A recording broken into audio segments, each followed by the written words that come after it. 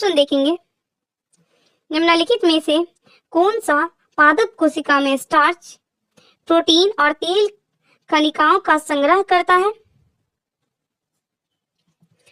अवर्णी लवक, इसके बारे में देखेंगे। केवल पादप कोशिकाओं में ही पाए जाने वाले दोहरी झिल्ली आवंत कोशिकांग लवक प्लास्टिड्स के 3 प्रकार होते हैं, ल्यूकोप्लास्ट, क्रोमोप्लास्ट, क्लोरोप्लास्ट। इनमें से ल्यूकोप्लास्ट अथवा अवर्णी लवक 3 प्रकार के खाद्य सामग्री स्टार्च, प्रोटीन और सेल यानी वसा कणिकाओं का संग्रह करता है। अवर्णी लवक या ल्यूकोप्लास्ट रंगहीन लवक हैं जो सूर्य के प्रकाश से दूर पौधे के अंधेरे हिस्से यानी पार्क स्लाइड में पाए जाते हैं। नेक्स्ट क्वेश्चन देखेंगे, निम्नलिखित चित्र में दर्शाए गए प्रकार की कोशिका कहाँ पाई जाती है?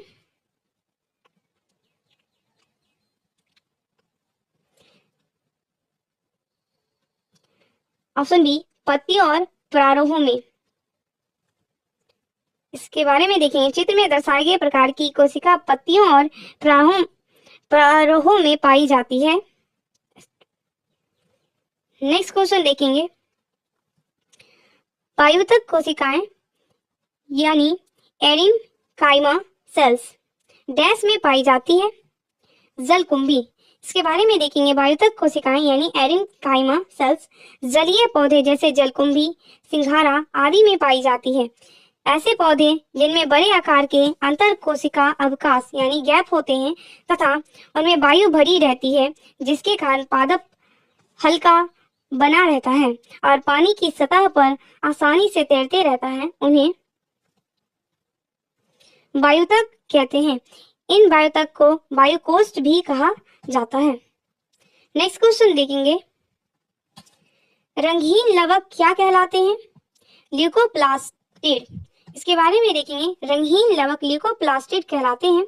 ल्यूकोप्लास्ट स्टार्च, लिपिड और प्रोटीन के संश्लेषण और भंडारण के लिए महत्वपूर्ण अंग है। एपिकोप्लास्ट आवश्यक चयापचय कार्यों वाला एक प्लास्टिड है जो द्वितीय एंडोसिम्बायोसिस के माध्यम से विकसित हुआ है। क्रोमोप्लास्ट फूलों और फलों और कुछ पत्तियों और जड़ों में कैरोटीनॉइड वर्णक के संश्लेषण और भंडारण में कार्य करते हैं। क्लोरोप्लास्ट पौधे का एक कोशिकांग है जो प्रकाश संश्लेषण प्रक्रिया के माध्यम से प्रकाश ऊर्जा को अपेक्षाकृत स्थिर रासायनिक ऊर्जा में परिवर्तित करते हैं। नेक्स्ट क्वेश्चन देखेंगे, कुछ जीवाणु प्रकाश संश्लेषी होते हैं। इन कोशिकाओं में प्रकाश संश्लेषण वर्णक कहाँ स्थित होते हैं? प्लाज्मा झिल्ली के अंतर्वलन यानी इनफोल्डिंग में। इसके बारे में देखेंगे। कुछ जीवाणु प्रकाश संश्लेषी होते हैं। इन कोशिकाओं में प्रकाश संश्लेषण वर्णक प्लाज्मा झिल्ली के अंतर्वलन में स्थित होते हैं। प्रकाश संश्लेषण प्रोकैरियोटिक जीवाणु में क्लोरोफिल झिल्लीदार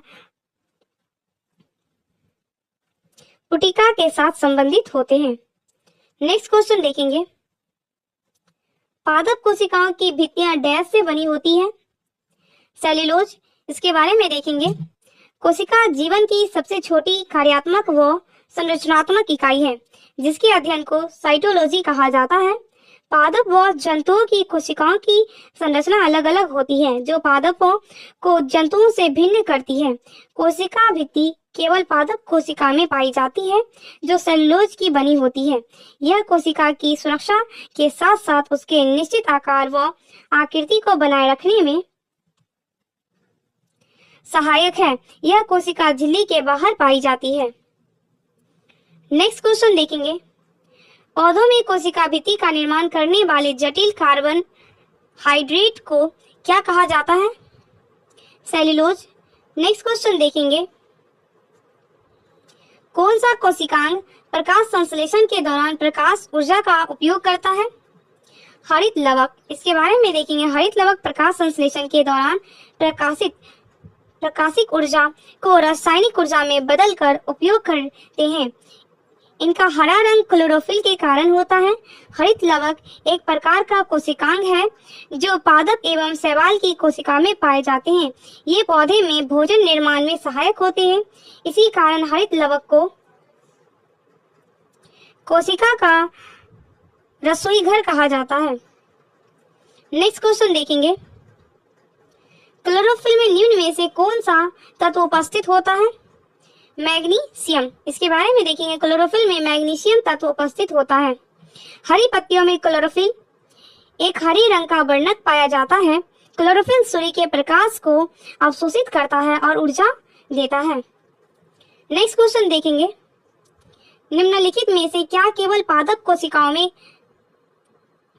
पाया जाता है? लवक। इसके बारे में देखेंगे, लवक यानी प्लास्टिड्स केवल पादप कोशिकाओं में पाया जाता है। यह दोहरी झिल्ली से घिरी संरचना है जिसमें अपना डीएनए तथा राइबोसोम होता है। यह 3 प्रकार का होता है। क्लोरोप्लास्ट, इसमें क्लोरोफिल हरा वर्णक होता है जो प्रकाश संश्लेषण में सहायक होता है। क्रोमोप्लास्ट, ये रंगीन लवक है। इसमें जेंथोफिल और कैरोटीन यानी लाल नारंगी रंग में वर्णक होते हैं। मिर्च या टमाटर के हरे से लाल रंग में परिवर्तन क्लोरोप्लास्ट के क्रोमोप्लास्ट में परिवर्तन के कारण होता है। ल्यूकोप्लास्ट, ये रंगहीन प्लास्टिड्स होता है जो मुख्य रूप से एक पादप कोशिका में खाद्य पदार्थों को संग्रहित करता है। नेक्स्ट क्वेश्चन देखेंगे, निम्नलिखित में से कौन सा वर्णक फलों और सब्जियों के रंगों के निर्धारण के लिए जिम्मेदार है? एंथोसाइनिस। इसके बारे में देखेंगे, फलों और सब्जियों के रंगों का निर्धारण एंथोसाइनिन वर्णक करता है। एंथोसाइनिन जामुन, प्याज, अनाज, अंगूर, टमाटर, चोकोबेरी आदि में पाया जाता है, जबकि हीमोसाइनिन रक्त को नीला बनाता है जिसमें लौह के बजाय तांबा मौजूद है। ऑक्टोपस मकड़ियों, केकड़ों और बिच्छू में पाया जाता है। हीमोग्लोबिन यह रक्त को लाल बनाता है तथा सभी कशेरुकी तथा कुछ अकशेरुकी में पाया जाता है। हीमोइरेथ्रिन यह रक्त को गुलाबी बनाता है। नेक्स्ट क्वेश्चन देखेंगे, पौधों में पाया जाने वाला नीला, बैंगनी या लाल फ्लेवोनाइड वर्णक किसकी उपस्थिति के कारण होता है? एंथो या साइनिन। इसके बारे में देखेंगे, पौधे में पाया जाने वाला नीला, बैंगनी या लाल फ्लेवोनाइड वर्णक एंथो या साइनिन की उपस्थिति के कारण होता है। नेक्स्ट क्वेश्चन देखेंगे, निम्नलिखित में से कौन सा कोशिकांग यानी ऑर्गेनेल्स पादप कोशिका में पाया जाता है किंतु पशु कोशिका में नहीं पाया जाता है? क्लोरोप्लास्ट। इसके बारे में देखेंगे, निम्न विकल्पों में क्लोरोप्लास्ट को छोड़कर अन्य सभी पशु कोशिका में पाए जाते हैं। क्लोरोप्लास्ट में हरे रंग का पर्णहरित या क्लोरोफिल उपस्थित होता है जिस कारण पौधों के कुछ भाग व पत्तियां हरी दिखाई देती हैं। इसके द्वारा ही प्रकाश संश्लेषण की क्रिया होती है और कार्बोहाइड्रेट बनते हैं।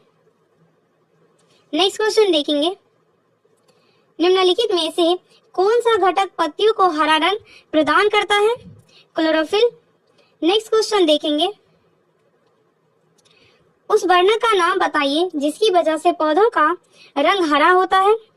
क्लोरोफिल। नेक्स्ट टॉपिक देखेंगे, उत्तक टिश्यूज, जिसका पहला टॉपिक है जंतु उत्तक यानी एनिमल टिश्यूज। क्वेश्चन है, निम्न में से कौन सा उत्तक वृक्क नालिकाओं की भित्तियों का निर्माण करता है? उपकला उत्तक।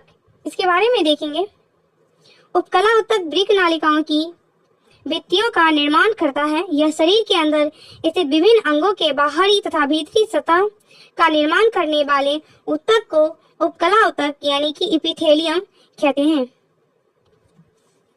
नेक्स्ट क्वेश्चन देखेंगे, माइटोकॉन्ड्रिया को विचित्र अंगक क्यों माना जाता है? क्योंकि इनमें राइबोसोम और डीएनए होते हैं। इसके बारे में देखेंगे, माइटोकॉन्ड्रिया को विचित्र अंगक इसलिए कहा जाता है क्योंकि इसमें राइबोसोम और डीएनए होते हैं। नेक्स्ट क्वेश्चन देखेंगे, निम्न में से कौन सा मानव शरीर के संचलन यानी मूवमेंट के लिए मुख्यतः उत्तरदायी है? पेशियां और संयोजी ऊतकों का संयोजन। इसके बारे में देखेंगे, मानव शरीर के संचलन के लिए मुख्यतः तंत्रिका और पेशियां ऊतकों का संयोजन उत्तरदायी होता है। पेशियां ऊतक पेशियों का निर्माण करते हैं, इसमें संकुचन की क्षमता पाई जाती है। नेक्स्ट क्वेश्चन देखेंगे, एक विशेष जंतु ऊतक द्वारा किए जाने वाले कुछ कार्यों का उल्लेख नीचे दिया गया है। कथन ए है, यह अंगों के अंदर के अवकाश को भर देता है। कथन बी है, यह आंतरिक अंगों को सहारा देता है। कथन सी है, यह ऊतकों की मरम्मत में सहायक होता है। नीचे दिए गए विकल्पों में से इस ऊतक की पहचान कीजिए। अवकाशी ऊतक, इसके बारे में देखेंगे, अवकाशी ऊतक यानी एरियोलर टिश्यूज, यह ऊतक शरीर में अन्य संयोजी ऊतकों की अपेक्षा सबसे अधिक पाया जाने वाला ऊतक है। यह ढील ढाल ऊतक होता है जो प्रायः अन्य ऊतकों को जोड़ने और उन्हें सहारा देने का कार्य करता है। यह शरीर के प्रत्येक भाग पर, जैसे त्वचा के नीचे, पेशियों के बीच में तथा पाचन नली आदि में पाया जाता है। नेक्स्ट क्वेश्चन देखेंगे, हड्डी निम्न में से किस प्रकार के ऊतकों का उदाहरण है? संयोजी ऊतक, इसके बारे में देखेंगे, हड्डी संयोजी ऊतकों का उदाहरण है। यह संरचना और कार्य में समान कोशिकाओं का एक समूह होते हैं। जंतु ऊतक 4 प्रकार के होते हैं, उपकला ऊतक, संयोजी ऊतक, पेशीय ऊतक एवं तंत्रिका ऊतक। अस्थि या हड्डी ऊतक एक ठोस, दृढ़ एवं मजबूत संयोजी ऊतक है। संयोजी ऊतक का मुख्य कार्य शरीर के सभी ऊतकों तथा अंगों को आपस में जोड़ना, अंगों एवं शरीर को आकार देना तथा उसे बनाए रखना है। नेक्स्ट क्वेश्चन देखेंगे, इनमें से कौन सा ऊतक त्वचा के नीचे और आंतरिक अंगों के बीच पाया जाता है? वसा ऊतक, इसके बारे में देखेंगे, ऊतक कोशिकाओं का समूह होता है जिसमें कोशिकाओं की संरचना तथा कार्य एक समान होते हैं। वसा ऊतक त्वचा के नीचे तथा आंतरिक अंगों के बीच पाया जाता है। यह एक प्रकार का ढीला संयोजी ऊतक है जो शरीर को इंसुलेशन प्रदान करने और प्रमुख अंगों की रक्षा करने के लिए वसा को संग्रहित करता है। नेक्स्ट क्वेश्चन देखेंगे, इनमें से कौन सा ऊतक ऊतक की मरम्मत में मदद करता है? एरियोलर, इसके बारे में देखेंगे, एरियोलर ऊतक अंग के अंदर रिक्त स्थान को भरता है, आंतरिक अंगों की सहायता करता है और ऊतकों को ठीक करता है। ये संयोजी ऊतक मांसपेशियों और त्वचा के बीच, नसों और रक्त वाहिकाओं के आसपास और अस्थि मज्जा में पाए जाते हैं। इसमें कई प्रकार की कोशिकाएं और रेशे होते हैं। नेक्स्ट क्वेश्चन देखेंगे, हमारे शरीर में वसा संचायक ऊतक कौन सा है? एडिपोज ऊतक, इसके बारे में देखेंगे, हमारे शरीर में वसा संचायक ऊतक एडिपोज ऊतक है। विभिन्न कोशिकाओं के मिलने से ऊतक का निर्माण होता है। वसा ऊतक 2 प्रकार के होते हैं, एरियोलर और एडिपोज।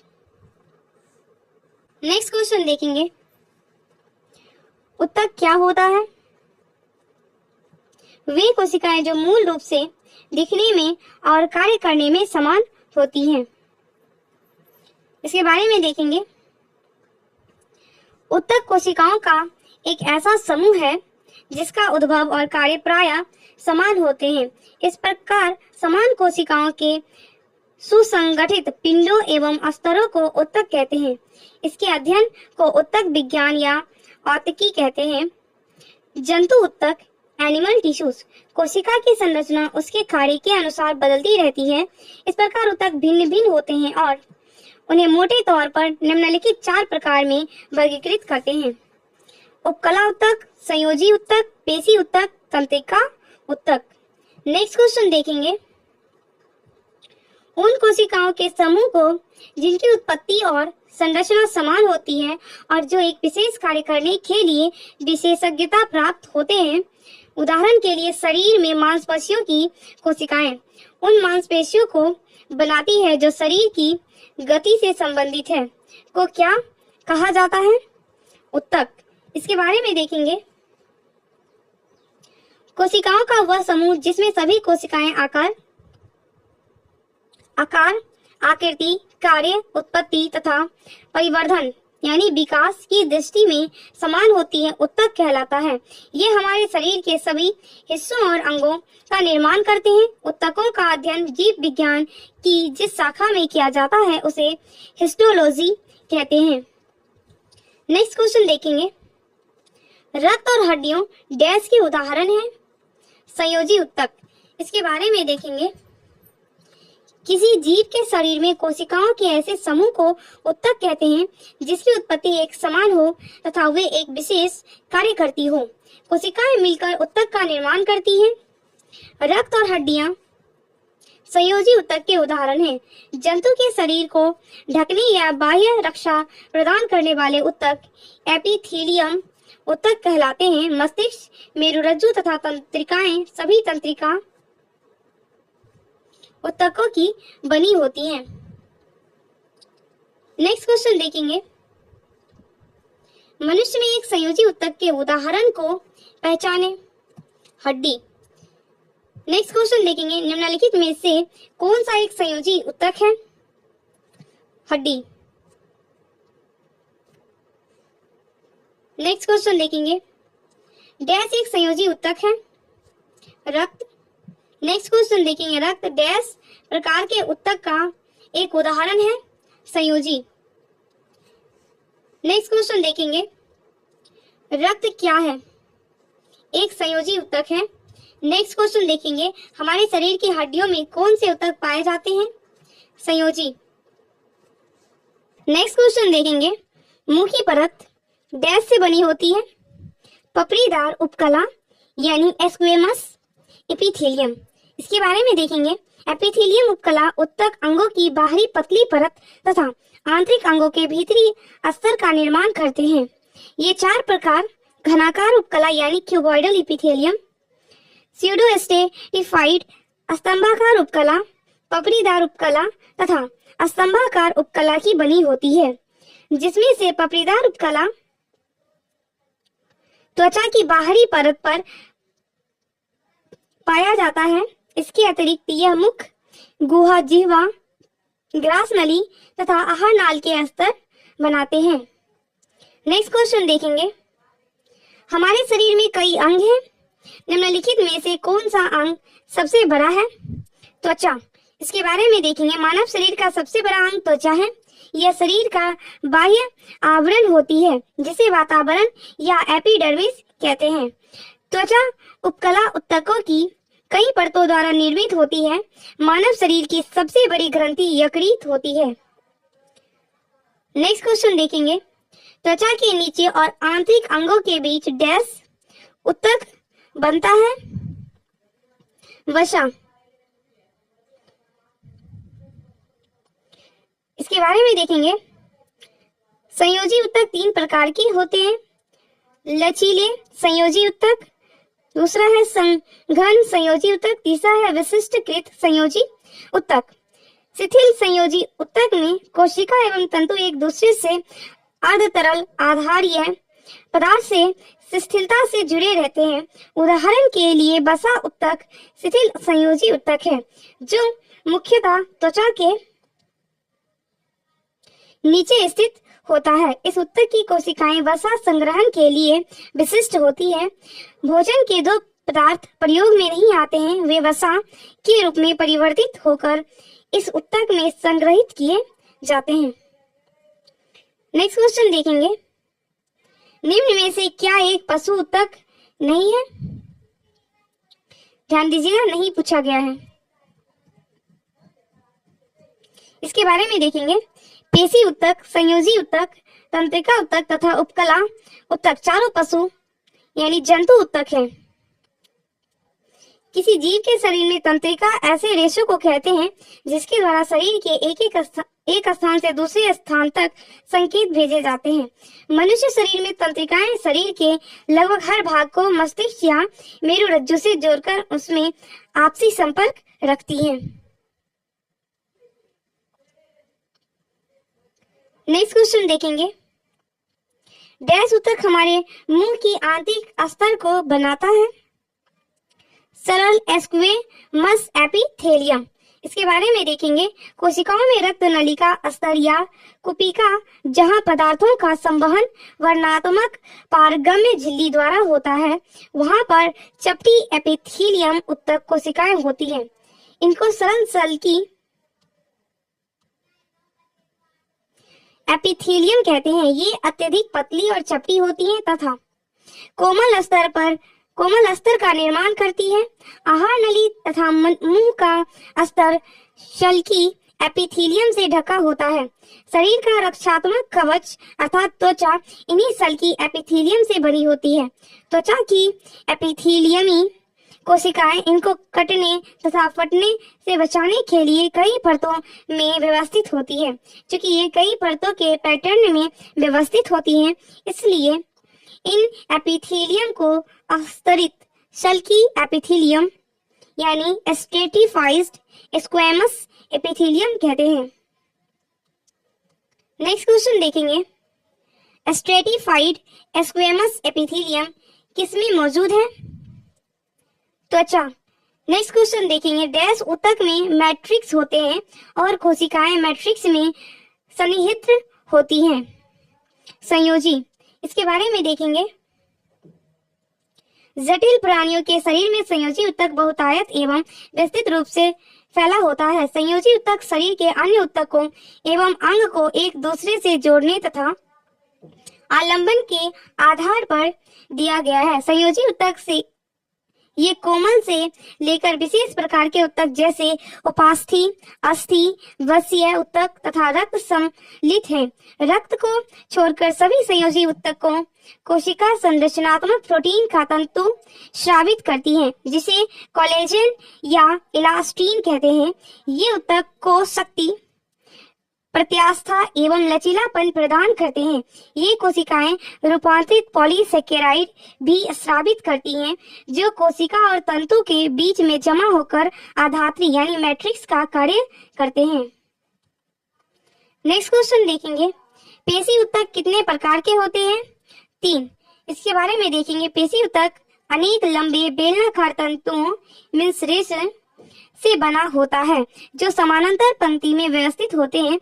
यह तंतु कई सूक्ष्म तंतुओं से बना होता है, जिसे पेशी तंतु कहते हैं। सामान्यतः शरीर के सभी गतियों में पेशियां प्रमुख भूमिका निभाती हैं। पेशी ऊतक 3 प्रकार के होते हैं। रेखित पेशी, अरेखित पेशी, हृदय पेशी। नेक्स्ट क्वेश्चन देखेंगे। मानव शरीर की त्वचा का सबसे बाह्य परत कहलाती है एपिडर्मिस। इसके बारे में देखेंगे। मानव शरीर की त्वचा का सबसे बाह्य परत एपिडर्मिस कहलाती है। यह त्वचा की स्तरीय उपकला यानी कि स्ट्रेटिफाइड एपिथेलियम की कई परतों से मिलकर बनती है। यह शरीर के अलग अलग भागों में अलग अलग मोटाई की होती है। बाह्य त्वचा में कोशिकाओं की आकृति 4 प्रकार की होती है। सल्की परत, स्ट्रेटम कॉर्नियम, स्वच्छ परत स्ट्रेटम ल्यूसीडम, कनिकायम परत स्ट्रेटम ग्रेनुलोसम, प्रारोही या अंकुरत स्ट्रेटम जर्मिनेशियम। नेक्स्ट क्वेश्चन देखेंगे। निम्न में से कौन सा हिस्सा मानव त्वचा का सबसे बाहरी हिस्सा होता है? एपिडर्मिस। नेक्स्ट क्वेश्चन देखेंगे। निम्नलिखित में से संयोजी ऊतक नहीं है, ध्यान दीजिएगा, नहीं पूछा गया है। तंत्रिका कोशिका। बाकी के सभी उपास्थि, रक्त तथा अस्थि संयोजी ऊतक हैं। इसके बारे में देखेंगे। कोशिका की संरचना उसके कार्य के अनुसार बदलती रहती है। इस प्रकार ऊतक भिन्न भिन्न होते हैं। उन्हें 4 भागों में विभाजित किया गया है। उपकला ऊतक, संयोजी ऊतक, पेशी ऊतक, तंत्रिका ऊतक। अस्थि यानी बोन, उपास्थि यानी कार्टिलेज तथा रक्त ब्लड संयोजी ऊतक है, जबकि तंत्रिका कोशिका तांत्रिक ऊतक का नाम है। नेक्स्ट क्वेश्चन देखेंगे। एस्क्वेमस एपिथेलियम ऊतक फेफड़ों के एल्वेलाई और जानवरों के अन्य हिस्सों में पाया जाता है, जहां डैश संकुचन और विश्राम होता है। अस्थाई, इसके बारे में देखेंगे। एस्क्वेमस एपिथेलियम ऊतक फेफड़ों के एल्वेलाई और जानवरों के अन्य हिस्सों में पाया जाता है, जहां अस्थायी संकुचन और विश्राम होता है। एस्क्वेमस एपिथेलियम स्क्वेमस कोशिकाओं की एक परत से बनने वाले ऊतक होते हैं, जो सतहों को पंक्तिबद्ध करते हैं। स्क्वेमस कोशिकाएं बड़ी, पतली और सपाट होती है और इनमें एक गोल केंद्रक होता है। यह ऊतक रक्त वाहिकाओं की भित्ति में तथा फेफड़ों के वायु कोश में पाया जाता है। यह विसरण सीमा का कार्य करती है। नेक्स्ट क्वेश्चन देखेंगे, किस प्रकार की कोशिका से त्वचा बनती है? अधिचर्म कोशिका, इसके बारे में देखेंगे। बाह्य त्वचा या अधिचर्म एकल कोशिका स्थूल होती है और उपत्वचा द्वारा आकृत होती है। उपत्वचा क्यूटीन नामक मोमी पदार्थ की जलरोधी परत है, जो उपत्वचा या अधिचर्म कोशिकाओं द्वारा स्रावित की जाती है। उपत्वचा की कोशिकाएं दीर्घित तथा चपटी होती हैं। इसमें कोई अंतरा कोशिकीय अवकाश नहीं होता है। इनके अतिरिक्त भीतरी अवयव मृदु तक कोशिकाओं के समान होती है। नेक्स्ट क्वेश्चन देखेंगे, डैश ऊतक के प्रकार ग्रंथियां बनाते हैं? एपिथेलियल, इसके बारे में देखेंगे। जंतु के शरीर को ढकने या बाह्य रक्षा प्रदान करने वाले ऊतक को उपकला ऊतक एपिथेलियम टिश्यू कहते हैं। त्वचा, मुंह, आहार नली, रक्त वाहिनी नली का स्तर, फेफड़ों की कुपिका, वृक्कीय नली आदि सभी उपकला ऊतक से बने होते हैं। घनाकार उपकला ऊतक वृक्कीय नली तथा लार ग्रंथि की नली के स्तर का निर्माण करता है, जहां यह उसे यांत्रिक सहारा प्रदान करता है। ये उपकला कोशिकाएं प्रायः ग्रंथि कोशिका के रूप में अतिरिक्त विशेषता अर्जित करती है, जो उपकला ऊतक की सतह पर पदार्थों का स्राव कर सकती है। कभी कभी उपकला ऊतक का कुछ भाग अंदर की ओर मुड़ा होता है तथा एक बहुकोशिकीय ग्रंथि का निर्माण करता है। उन्हें ग्रांथिल उपकला यानी ग्लैंडुलर एपिथेलियम कहते हैं। नेक्स्ट क्वेश्चन देखेंगे, जंतु कोशिकाओं में वृक्क को यांत्रिक समर्थन प्रदान करने के लिए डैश एपिथेलियम इसकी आंतरिक परत निर्मित करता है? आयत फलकी यानी क्यूबॉइडल। नेक्स्ट क्वेश्चन देखेंगे, डैश ऊतक के प्रकार ग्रंथियां बनाते हैं? एपिथेलियम। नेक्स्ट क्वेश्चन देखेंगे, हिस्टामीन श्रावक कोशिकाएं डैश में पाई जाती है? संयोजी ऊतकों, इसके बारे में देखेंगे। हिस्टामीन श्रावक कोशिकाएं संयोजी ऊतकों में पाई जाती है। प्राणियों के संयोजी ऊतकों में मुख्य घटक कोलेजन नामक प्रोटीन होता है। इस संयोजी ऊतक में प्रायः तंतु कोरक जो तंतु को जन्म देता है, महाभक्षकाणु एवं मास्ट कोशिकाएं होती हैं, जो हिस्टामीन का स्रावन करती है। नेक्स्ट क्वेश्चन देखेंगे, अवकाशोतक यानी एरोलर टिश्यू डैश के बीच एक पूरक ऊतक यानी फिलर टिश्यू का काम करता है? त्वचा और मांसपेशियां, इसके बारे में देखेंगे। अवकाशी ऊतक शरीर में दूसरे संयोजी ऊतकों की अपेक्षा अधिक पाया जाता है। यह ढीला ढाला ऊतक होता है और दूसरे ऊतकों को जोड़ने और सहारा देने का कार्य करता है। यह ऊतक त्वचा और मांसपेशियों को भी जोड़ता है। नेक्स्ट क्वेश्चन देखेंगे, निम्न में लाल संवाहिनीय संयोजी ऊतक हैं? रुधिर, इसके बारे में देखेंगे। रुधिर यानी रक्त एक प्रकार का तरल संयोजी ऊतक है। रक्त का निर्माण लाल अस्थि मज्जा में होता है तथा भ्रूणावस्था में प्लीहा में रक्त का निर्माण होता है। रक्त का पीएच मान 7.4 हल्का क्षारीय होता है। रुधिर लाल रंग का चिपचिपा सा, जल से कुछ भारी, अपारदर्शी तथा इसे संवहनीय संयोजी ऊतक भी कहा जाता है। नेक्स्ट क्वेश्चन देखेंगे, डैश ऊतक ग्रंथियों का निर्माण करते हैं? वाहिका, इसके बारे में देखेंगे। वाहिका ऊतक ग्रंथियों का निर्माण करते हैं। यह ग्रंथि कोशिकाओं का ऐसा समूह है जो शरीर के विकास के लिए आवश्यक हार्मोन व प्रोटीनों का स्राव व संश्लेषण करती है। नेक्स्ट टॉपिक देखेंगे, पादप ऊतक मीन्स प्लांट टिश्यूज।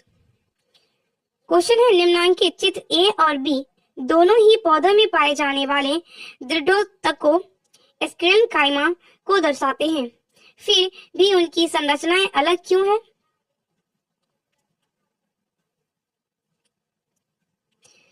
ए अनुप्रस्थ काट, बी अनुदैर्ध्य काट। इसके बारे में देखेंगे।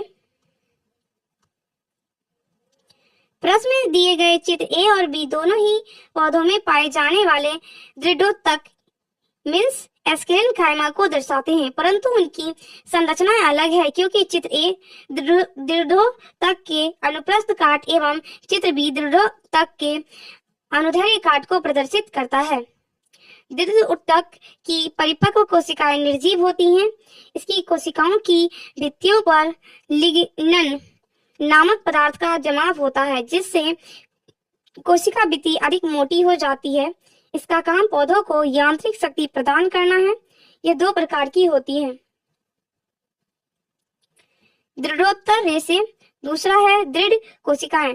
गौरतलब है कि अनुप्रस्थ काट में दृढ़ोत्तर रेशे का आकार बहुभुजीय, आयताकार या गोल हो जाता है तथा दृढ़ कोशिकाएं आकार में अनियमित एवं छोटी होती हैं।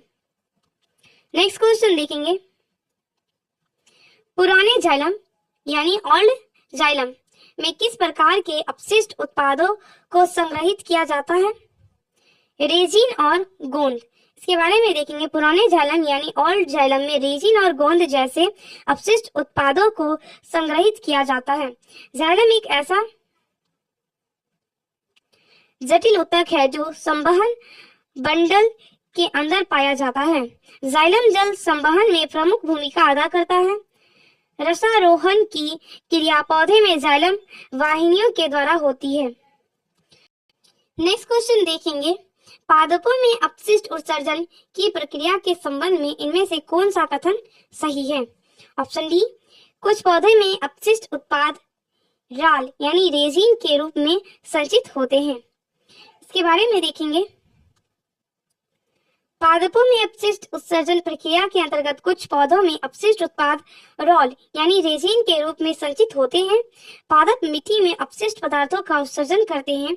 ऑक्सीजन प्रकाश संश्लेषण का एक उप उत्पाद है।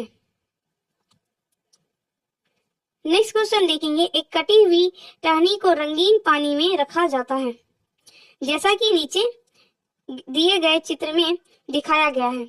कुछ घंटों बाद जब टहनी काट दी जाएगी तो वह कैसी दिखेगी? रंगीन ऊतक कहाँ पाया जाता है?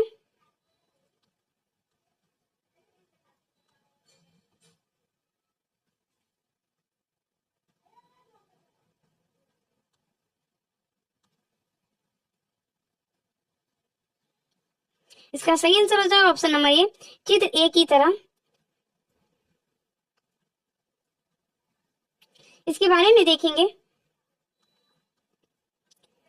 एक कटी हुई टहनी को रंगीन पानी में रखा जाता है, जैसा कि नीचे दिए गए चित्र में दिखाया गया है।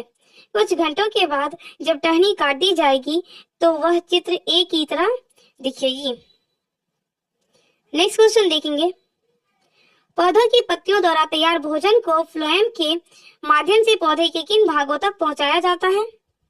जड़ों, बीजों, फलों और विभोज्योतकों तक। इसके बारे में देखेंगे। पौधों की पत्तियों द्वारा तैयार भोजन को फ्लोएम के माध्यम से पौधे के जड़ों, बीजों, फलों और विभोज्योतकों तक पहुंचाया जाता है। फ्लोएम संवहनी पौधों में पाए जाने वाले परिवहन तंत्र के रूप में कार्य करने वाले जटिल ऊतक होते हैं। नेक्स्ट क्वेश्चन देखेंगे, फ्लोएम के माध्यम से परिवहन के बारे में निम्नलिखित में से कौन सा कथन असत्य है? ध्यान दीजिएगा, असत्य पूछा गया है। ऑप्शन सी, फ्लोएम में परिवहन में जीडीपी और CTP का उपयोग होता है। यह कथन असत्य है, इसलिए इसका सही आंसर हो जाएगा ऑप्शन नंबर सी।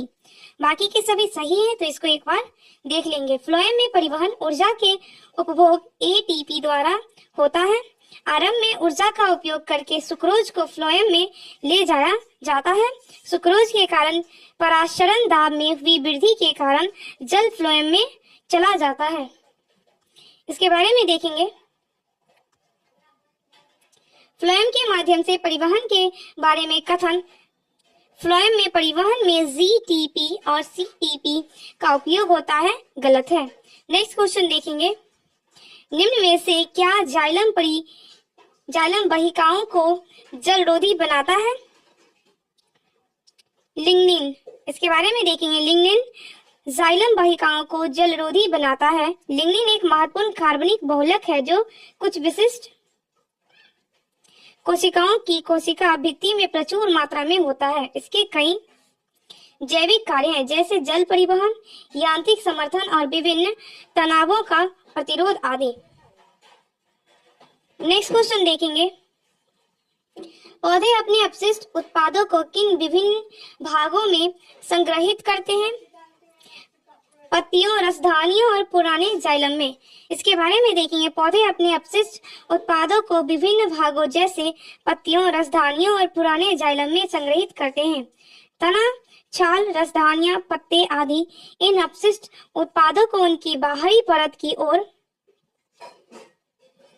स्थानांतरित करते हैं। पौधे इन्हें अस्थायी रूप से संग्रहित करते हैं। नेक्स्ट क्वेश्चन देखेंगे। फ्लोएम पौधे का संवहनी ऊतक कौन होते हैं? जो डैश का परिवहन करता है, पोषकों। इसके बारे में देखेंगे। फ्लोएम पौधों का संवहनी ऊतक होता है जो पोषकों का परिवहन करता है, जबकि जाइलम द्वारा जल और उनमें खुले लवणों का संवहन होता है। फ्लोएम सजीव ऊतक है। इनमें मुख्यतः चलती नलिकाएं होती हैं। नेक्स्ट क्वेश्चन देखेंगे। निम्नलिखित में से किसकी उपस्थिति जटिल पादपों का एक विशिष्ट गुण है जिसने स्थलीय वातावरण में उनके अस्तित्व को संभव बनाया है? संवहनी ऊतक। इसके बारे में देखेंगे। उपस्थित जटिल पादपों का एक विशिष्ट गुण है जिसमें स्थलीय वातावरण में उनके अस्तित्व को संभव बनाया है। संवहनी ऊतक के प्राथमिक घटक जाइलम और फ्लोएम है। संवहनी ऊतक में कोशिकाएं सामान्यतः लंबी और पतली होती है। नेक्स्ट क्वेश्चन देखेंगे। सामान्यतः प्राणियों की तुलना में पादपों को कम ऊर्जा की आवश्यकता होती है। इसके मुख्य कारण निम्नलिखित में है। ऑप्शन ए है ऊतकों में बड़े अनुपात में मृत कोशिकाओं की उपस्थिति होती है, बिल्कुल सही। ऑप्शन बी है गतिशीलता की अनुपस्थिति, यह भी कथन सही है। ऑप्शन सी है पादप अपना भोजन स्वयं संश्लेषण करते हैं। ऑप्शन डी है श्वसन के दौरान पादप O2 मुक्त करते हैं। इसका सही आंसर हो जाएगा ऑप्शन नंबर बी, ए और बी। इसके बारे में देखेंगे। पादप ऊतकों में बड़े अनुपात में मृत कोशिकाओं की उपस्थिति तथा गतिशीलता की अनुपस्थिति सामान्य प्राणियों की तुलना में पादपों के कम ऊर्जा की आवश्यकता का कारण है। नेक्स्ट क्वेश्चन देखेंगे। निम्नलिखित में से कौन से उत्सर्जी उत्पादक पौधों के पुराने जाइलम में संग्रहित होता है? राल। इसके बारे में देखेंगे। पौधे में कोई उत्सर्जन अंग या उत्सर्जन तंत्र नहीं पाया जाता है। राल अथवा रेजिन पौधों का एक उत्सर्जी पदार्थ है। रेजिन, गोंद, टेनिन जैसे सभी उत्सर्जी पदार्थ और अपशिष्ट उत्पाद पौधे के जाइलम कोशिकाओं में एकत्रित होते हैं, जो बाद में मजबूत लकड़ी के रूप में परिवर्तित हो जाते हैं। नेक्स्ट क्वेश्चन देखेंगे। पादपों में रेजिन और गोंद विशेषकर डैश में संचित होते हैं। पुराने जाइलम। इसके बारे में देखेंगे। पादपों में रेजिन और गोंद विशेषकर पुराने जाइलम में संचित होते हैं। जाइलम संवहनी पौधे में ऊतक का एक प्रकार है जो जल और पोषण तत्वों को जड़ों से पत्तियों तक पहुंचाता है। नेक्स्ट क्वेश्चन देखेंगे। निम्नलिखित में से कौन सा कथन फ्लोएम के संबंध में सही है? ऑप्शन डी, फ्लोएम प्रकाश संश्लेषण उत्पादों को पत्तियों से पौधों के अन्य भागों तक ले जाता है। इसके बारे में देखेंगे। फ्लोएम पौधों में कार्बनिक पोषक तत्वों के परिवहन और वितरण के प्रभावी संवहनी ऊतक है। यह पौधों में एक संरचनात्मक कार्य करता है। फ्लोएम प्रकाश संश्लेषण के दौरान पत्तियों में बने खाद्य पदार्थों को पौधे के अन्य सभी लोगों में पहुंचाने का कार्य करता है, जबकि जाइलम पौधे की जड़ों से कार्बनिक घुलनशील यौगिकों को पौधे के अन्य भागों में पहुंचाने का कार्य करता है। नेक्स्ट क्वेश्चन देखेंगे। निम्न में से कौन सा प्रकाश संश्लेषण के उत्पादों का पत्तियों से पादप के अन्य भागों तक परिवहन करता है? फ्लोएम। इसके बारे में देखेंगे। फ्लोएम प्रकाश संश्लेषण के उत्पादों यानी भोजन का पत्तियों से पादप के अन्य भागों तक परिवहन करता है। यह पौधे में पाया जाने वाला जटिल ऊतक है। जाइलम पादपों में जल एवं खनिज का परिवहन करने वाला जटिल अस्थायी ऊतक है। यह पादपों की यांत्रिक सहायता भी प्रदान करता है। नेक्स्ट क्वेश्चन देखेंगे। चालनी पट्टिकाएं मीन्स साइड प्लेट्स डैश में पाई जाती है? फ्लोएम नली कोशिकाओं। इसके बारे में देखेंगे। चालनी पट्टिकाएं फ्लोएम नली कोशिकाओं में पाई जाती है। फ्लोएम एक संवहन ऊतक है जिसका मुख्य कार्य पत्तियों द्वारा बनाए गए भोजन को पौधे के अन्य भागों में पहुंचाना है। नेक्स्ट क्वेश्चन देखेंगे। पादपों में अपशिष्ट उत्पादों के संग्रह हेतु इनमें से किस स्थान यानी साइट का उपयोग किया जाता है? वास्तविक और उल्टा। इसके बारे में देखेंगे। पादपों में अपशिष्ट उत्पादों में संग्रहण हेतु पुराना जाइलम का उपयोग किया जाता है। जाइलम एक अस्थायी जटिल ऊतक है जो संवहन बंडल के अंदर पाया जाता है। समारोहण की क्रिया जाइलम के भीतर से होती है। नेक्स्ट क्वेश्चन देखेंगे।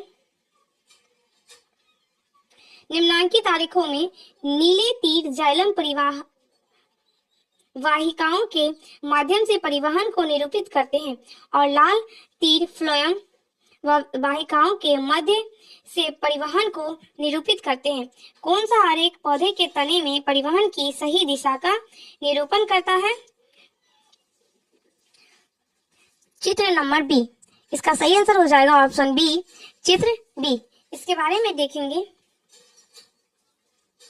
जाइलम वाहिकाएं वेसिकल्स पादप की जड़ों से ऊपर पत्तियों की ओर जल और खनिज के परिवहन का कार्य करती है और फ्लोएम वाहिकाएं पादप के शीर्ष आहार तक भोजन का हस्तांतरण करती है। अतः चित्र बी का आरेख पादप के तने में परिवहन की सही दिशा का निरूपण करता है। नेक्स्ट क्वेश्चन देखेंगे। जाइलम का इनमें से कौन सा घटक जल के परिवहन में कार्य नहीं करता है? ध्यान दीजिएगा, नहीं करता है पूछा गया है। ऑप्शन सी, जाइलम तंतु। बाकी के सभी जाइलम मृदुतक, जाइलम बहनिकाएं तथा जाइलम वाहिकाएं जाइलम का घटक जल के परिवहन में कार्य करते हैं। इसके बारे में देखेंगे। जाइलम जटिल ऊतक का उदाहरण है। यह मूल से पानी तक खनिज लवण को तने तथा पत्तियों तक पहुंचाने के लिए एक संवहन ऊतक की तरह कार्य करता है। ये चार ऊतकों वाहिनिकाएं वाहिकाएं जाइलम तंतु मीन्स जाइलम फाइबर तथा जाइलम पेरेन्काइमा से मिलकर बना है। जाइलम तंतु की भित्ति मोटी होती है और इसकी केंद्रीय गुहिका विलुप्त होती है। यह जल के परिवहन में कार्य नहीं करता है। नेक्स्ट क्वेश्चन देखेंगे।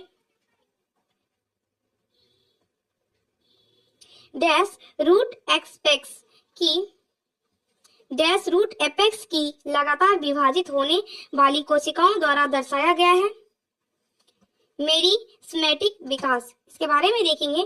मेरिस्मेटिक विकास रूट एपेक्स की लगातार विभाजित होने वाली कोशिकाओं द्वारा दर्शाया गया है। विभेदक ऊतक यानी मेरिस्मेटिक टिश्यू कोशिकाओं के ऐसे समूह होते हैं जिसमें विभाजित करने की क्षमता पाई जाती है। नेक्स्ट क्वेश्चन देखेंगे। नारियल के छिलके में मौजूद कौन सा ऊतक उसे कठोर और दृढ़ बना के बनाता है? एस्केरेनकाइमा, इसके बारे में देखेंगे। एस्केरेनकाइमा उत्तक नारियल के छिलके में मौजूद होता है जो उसे कठोर और दृढ़ बनाता है।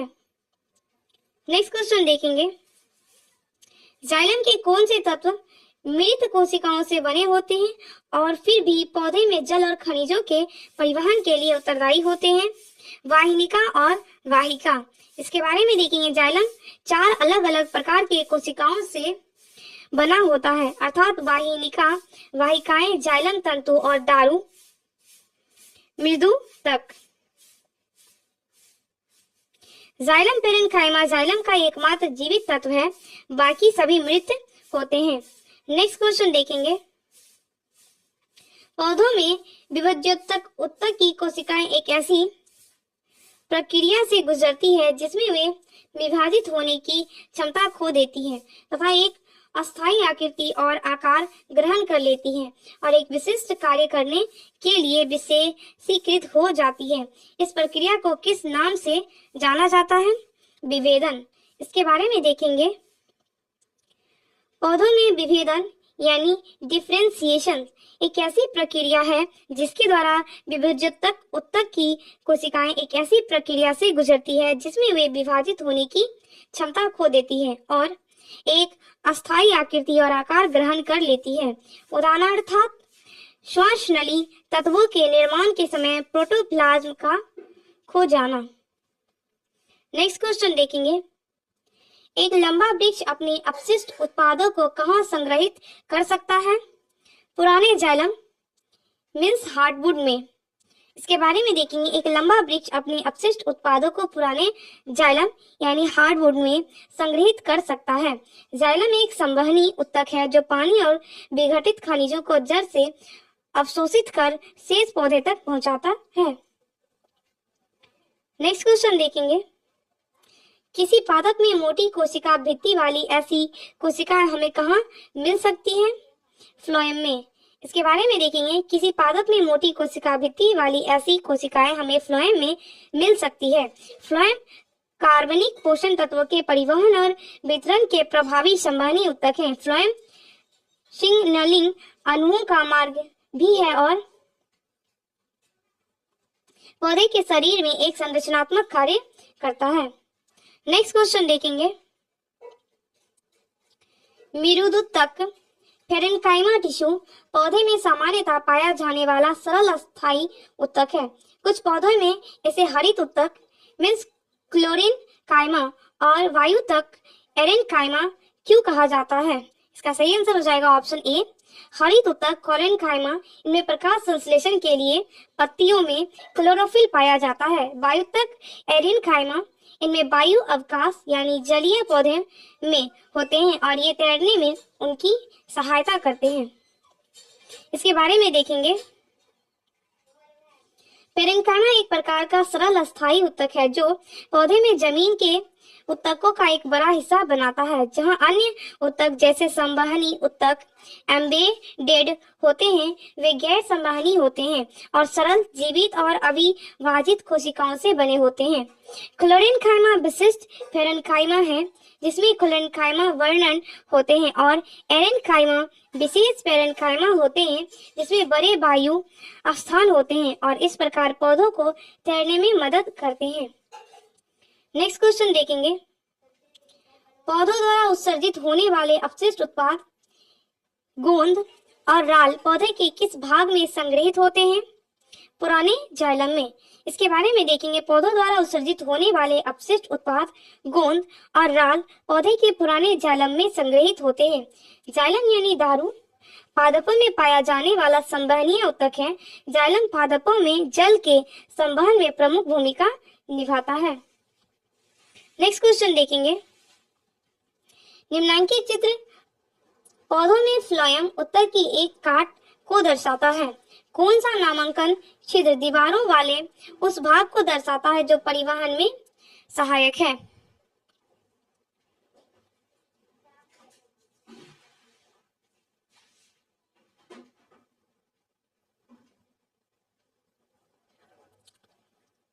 बी, इसका सही आंसर हो जाएगा ऑप्शन नंबर ए। इसके बारे में देखेंगे। दिए गए फ्लोएम उत्तक की काट के चित्र में बी द्वारा छिद्रित दीवारों वाले उस भाग को दर्शाया गया है जो परिवहन में सहायक होता है। पादपों में पाया जाने वाला एक संवहन ऊतक है जो पत्तियों में बने भोजन को पौधे के विभिन्न भागों तक पहुंचाता है। नेक्स्ट क्वेश्चन देखेंगे, इनमें से कौन सा जाइलम का एक घटक नहीं है? सहचर कोशिका। इसके बारे में देखेंगे, दिए गए विकल्पों में सहचर कोशिका जाइलम का एक घटक नहीं है। शीर्ष जाइलम के घटक हैं जिसमें वाहिका, वाहिनिका तथा मृदुतक है। जाइलम पादक संवहनी ऊतक है जो जड़ों से पानी और घुले हुए खनिजों को पौधे के शेष हिस्सों तक पहुंचाता है और पादपों को यांत्रिक सहायता भी प्रदान करता है। नेक्स्ट क्वेश्चन देखेंगे, भोजन के संग्रह के लिए जाइलम की कौन सी कोशिकाएं उत्तरदायी है? पेरेन्काइमा। इसके बारे में देखेंगे, पौधे में भोजन के संग्रह के लिए जाइलम की पेरेन्काइमा कोशिकाएं उत्तरदायी होती है जो केवल जीवित कोशिकाओं में स्टार्च और वसा को स्टोर करती है, जबकि जाइलम पौधों को यांत्रिक सहारा देते हैं। ये पौधे को जड़ों द्वारा अवशोषित जल तथा खनिज लवणों को पौधे के विभिन्न भागों तक पहुंचाने का कार्य करता है। इसे जल संवहन ऊतक भी कहते हैं। अंततः भूमि का जल प्रसारण दबाव द्वारा पौधों के मूल रोमों तक पहुंचाता है। नेक्स्ट क्वेश्चन देखेंगे, पादपों में उत्सर्जन की प्रक्रिया के संबंध में इनमें से कौन सा कथन गलत है? ध्यान दीजिएगा, गलत पूछा गया है। ऑप्शन डी, प्रकाश संश्लेषण के अपशिष्ट उत्पाद स्टार्च के रूप में संचित हो जाते हैं, यह कथन असत्य है। अतः इसका सही आंसर हो जाएगा ऑप्शन नंबर बी। बाकी के सभी सत्य हैं, तो इसको एक बार देख लेंगे। अपशिष्ट उत्पाद पुराने जाइलम में राल यानी रेजिन और गोंद के रूप में संचित हो सकते हैं। अपशिष्ट उत्पाद कोशिकीय रिक्तिकाओं में संचित हो सकते हैं। अपशिष्ट उत्पाद झड़ने वाली पत्तियों में संचित हो सकते हैं। इसके बारे में देखेंगे, पादपों में उत्सर्जन की प्रक्रिया के संबंध में दिए गए कथन में से प्रकाश संश्लेषण के अपशिष्ट उत्पाद स्टार्च के रूप में संचित हो सकते हैं, यह कथन गलत है, जबकि अन्य कथन पादपों में उत्सर्जन की प्रक्रिया के संबंध में सही है। नेक्स्ट क्वेश्चन देखेंगे, निम्न में से कौन सा पशु ऊतक प्रकार नहीं है? ध्यान दीजिएगा, इसमें नहीं पूछा गया है। सुनिए, मेरिस्मेटिक ऊतक। बाकी के सभी त्वचीय ऊतक, संयोजी ऊतक तथा पेशीय ऊतक पशु ऊतक के प्रकार हैं। इसके बारे में देखेंगे, जंतुओं के शरीर में उपकला ऊतक यानी त्वचीय, संयोजी ऊतक, पेशी ऊतक आदि पाए जाते हैं। मेरिस्मेटिक ऊतक पौधे में पाया जाता है। यह पादप ऊतक का एक प्रकार है। पादप ऊतक मुख्यतः दो प्रकार का होता है, विभाज्य ऊतक, दूसरा है अस्थायी ऊतक। नेक्स्ट क्वेश्चन देखेंगे, किसी पौधे का कौन सा भाग पौधे की जड़ों से पौधे के शेष भागों में जल का परिवहन करता है? जाइलम ऊतक। इसके बारे में देखेंगे, जाइलम पादपों में पाया जाने वाला ऊतक है। यह एक प्रकार का जटिल अस्थायी ऊतक है जिसका प्रमुख कार्य जड़ों द्वारा शोषित जल को पौधे के विभिन्न भागों तक पहुंचाना है। नेक्स्ट क्वेश्चन देखेंगे, पौधे का कौन सा हिस्सा पानी और खनिज के परिवहन को सक्षम करता है? जाइलम। नेक्स्ट क्वेश्चन देखेंगे, मृदु ऊतक और स्थूल ऊतक डैश ऊतकों के प्रकार है? सरल अस्थाई। इसके बारे में देखेंगे, जो अस्थाई ऊतक एक ही प्रकार की कोशिकाओं के समूह से मिलकर बना होता है उसे अस्थाई सरल ऊतक कहते हैं। ये तीन प्रकार के होते हैं। पहला है पेरेन्काइमा मृदु ऊतक, दूसरा है स्क्लेरेन्काइमा दृढ़ ऊतक, तीसरा है खोलेन्काइमा स्थूलकोण ऊतक। नेक्स्ट क्वेश्चन देखेंगे, पादप ऊतकों के संबंध में इनमें से कौन सा कथन गलत है? ध्यान दीजिएगा, गलत पूछा गया है। ऑप्शन डी, जाइलम में सामग्री दोनों दिशाओं में स्थानांतरित हो सकती है, यह कथन असत्य है। अतः इसका सही आंसर हो जाएगा ऑप्शन नंबर डी। इसके बारे में देखेंगे, बाकी के सभी सही हैं, तो पहले इसको देख लेंगे। जाइलम जल और खनिजों का परिवहन करता है, बिल्कुल सही। जाइलम और फ्लोएम जटिल ऊतक है, यह भी कथन सही है। ऑप्शन सी है, फ्लोएम भोजन को पत्तियों से पौधे के अन्य भागों तक पहुंचाता है। अब इसके बारे में देखेंगे, एक से अधिक कोशिकाओं से मिलकर बने होने के कारण जाइलम और फ्लोएम को जटिल ऊतक कहते हैं। ये दोनों पौधे में पाए जाने वाले संवहन ऊतक हैं। जाइलम जल व खनिजों के संवहन में और फ्लोएम भोजन के संवहन में प्रमुख भूमिका निभाता है। नेक्स्ट क्वेश्चन देखेंगे, डैश ऊतक संवहन पूल बनाते हैं, जाइलम और फ्लोएम।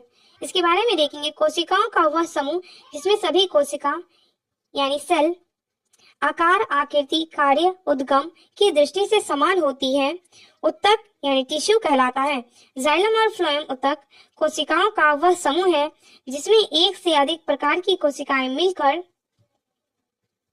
संवहन पूल यानी एक इकाई की तरह कार्य करती है। नेक्स्ट क्वेश्चन देखेंगे, निम्न में से कौन सा ऊतक युग्म संवहनी मंडल का गठन करता है, जाइलम और फ्लोएम। नेक्स्ट क्वेश्चन देखेंगे, फ्लोएम डैश के अतिरिक्त निम्नलिखित में से अन्य सभी से मिलकर बना है, फ्लोएम वाहिका। इसके बारे में देखेंगे, फ्लोएम पौधे में पाया जाने वाला संवहन ऊतक है। दूसरा संवहन ऊतक जाइलम है। फ्लोएम एक जटिल अस्थायी ऊतक है, यह संवहन बंडल के अंदर पाया जाता है। इसका निर्माण 4 प्रकार की कोशिकाओं से हुआ है, चालनी नलिकाएं, शकी कोशिकाएं, फ्लोएम द्युतक, फ्लोएम तंतु। नेक्स्ट क्वेश्चन देखेंगे, कौन सा अस्थायी ऊतक एक पौधे को कठोर और मजबूत बनाता है, एस्केलेन काइमा। इसके बारे में देखेंगे, दृढ़ ऊतक यानी एस्केलेन काइमा एक साधारण अस्थायी ऊतक है। यह ऊतक पौधे को कठोर एवं मजबूत बनाता है। स्थूल कोण ऊतक यानी खोलेन काइमा की कोशिकाएं केंद्र युक्त, लंबी, अंडाकार या बहुभुजी, जीवित तथा रसधानी युक्त होती है। यह ऊतक पौधे को यांत्रिक सहायता प्रदान करता है। मृदुतक पेरेन्काइमा एक सरल अस्थायी ऊतक है। इस ऊतक की कोशिकाओं में संघनन और जीवित प्रोटोप्लाज्म एवं एक केंद्रक पाया जाता है। यह एपिडर्मिस के रूप में पौधों का संरक्षण करता है। जलीय पौधे में तैरने के लिए गुहिकाएं यानी कैविटीज रहती हैं, जो मृदुतक के बीच में पाई जाती है। इस प्रकार के मृदुतक को वायुतक या एरेन्काइमा कहा जाता है। नेक्स्ट क्वेश्चन देखेंगे, निम्नलिखित में से कौन सा पौधों की बाह्य त्वचा का कार्य नहीं है। ध्यान दीजिएगा, बाह्य त्वचा का कार्य नहीं पूछा गया है, प्रकाश संश्लेषण करना। बाकी के सभी बाह्य त्वचा के कार्य हैं, तो इसको एक बार देख लेंगे। पौधे को संरक्षित रखना, रोमों की सहायता से वायु की स्थिर रोधक परत तैयार करना, वाष्पोत्सर्जन को नियंत्रित करना। इसके बारे में देखेंगे, बाह्य त्वचा का प्रमुख कार्य पौधों की शुष्कन यानी पादप शरीर से जल की हानि तथा संक्रमण से रक्षा करना है। पत्तियों के बाह्य त्वचा तथा छाल में स्थित स्टोमेटा होते हैं, जो गैसों के आदान प्रदान और वाष्पोत्सर्जन की क्रिया में मदद करते हैं। पौधों में प्रकाश संश्लेषण सूर्य के प्रकाश की उपस्थिति में हरे पत्तियों द्वारा होता है। नेक्स्ट क्वेश्चन देखेंगे, अस्थायी ऊतकों के निर्माण के लिए एक अस्थायी संरचना, आकार और क्रिया अपनाने की प्रक्रिया को क्या कहा जाता है, विभेदन। इसके बारे में देखेंगे, स्थायी ऊतकों के निर्माण के लिए एक अस्थायी संरचना, आकार और क्रिया अपनाने की प्रक्रिया को विभेदन कहा जाता है। लगातार विभेदन के माध्यम से जीव के शरीर में वृद्धि होती है। नेक्स्ट क्वेश्चन देखेंगे, डैश की कोशिकाएं कोनों पर अनियमित रूप से मोटी होती है, स्थूल कोण ऊतक यानी खोलेनकाइमा। इसके बारे में देखेंगे, पौधे में लचीलेपन का गुण अस्थायी ऊतक स्थूल कोण ऊतक यानी खोलेनकाइमा टिश्यू के कारण होता है। यह पौधे के विभिन्न भागों में बिना टूटे हुए लचीलापन लाता है और यांत्रिक सहायता भी प्रदान करता है। यह ऊतक एपिडर्मिस के नीचे पर्णवृत्त में पाया जाता है। इस ऊतक की कोशिकाएं जीवित, लंबी और अनियमित ढंग से कोनों पर मोटी होती है, लेकिन इनके सेलुलोज, हेमीसेलुलोज तथा पैक्टिन जमा होती है, इसलिए इनके कोने मोटे होते हैं। इनमें अंतराकोशिकीय स्थान नहीं होता है। नेक्स्ट क्वेश्चन देखेंगे, पौधों में लचीलापन डैश ऊतक के कारण होता है, खोलेनकाइमा। नेक्स्ट क्वेश्चन देखेंगे, निम्नलिखित में से किन ऊतकों में कोशिकाएं जीवित होती हैं? लंबी और कोनों पर अनियमित रूप से स्थूल होती है। कोलिनकाइमा। नेक्स्ट क्वेश्चन देखेंगे। कोलिनकाइमा ऊतक की कोशिकाएं डैश से कोनों पर मोटी हो जाती है? सेलुलोज और पैक्टिन। नेक्स्ट क्वेश्चन देखेंगे।